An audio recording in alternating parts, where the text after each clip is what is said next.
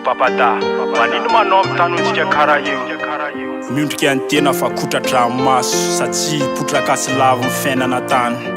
topozina mahery faiky amin'ny tondrakaso naespito mandrakitra tsy mety olany ahitana fizaliny faratsiny raha maso to miseja olana tsy hitabeny ihany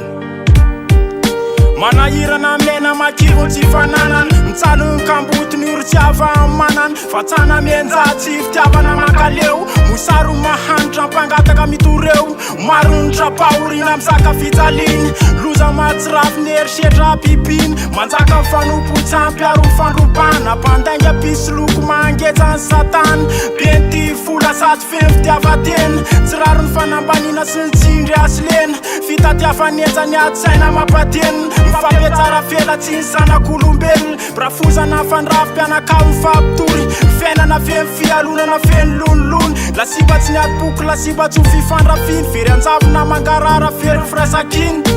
Zanahary ambony tsy misy akazo tsy misy raha manjary amin'ny fiainana iatany natazy mitsaly karaha fiaina Babylone ndro mbô hitanay tsy misy masova miposaka ho anay o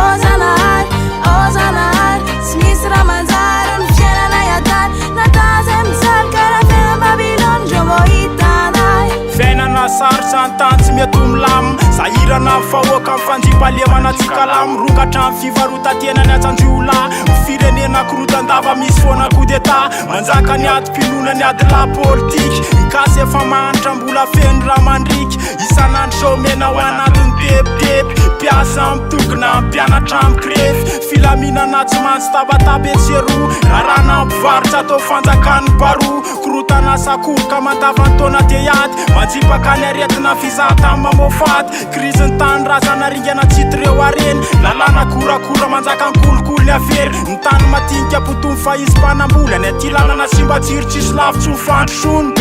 Zanahary ambony tsy misy akazo tsy misy raha manjary amin'ny fiainana iatany natazy mitsaly karaha fiaina Babylone ndro mbô hitanay tsy misy masova miposaka ho anay o Zanahary tsy misy raha manjary amin'ny fiainana iatany natazy mitsaly karaha fiaina Babylone ndro mbô hitanay ray bary mianjo fontsy zay sady mitarainy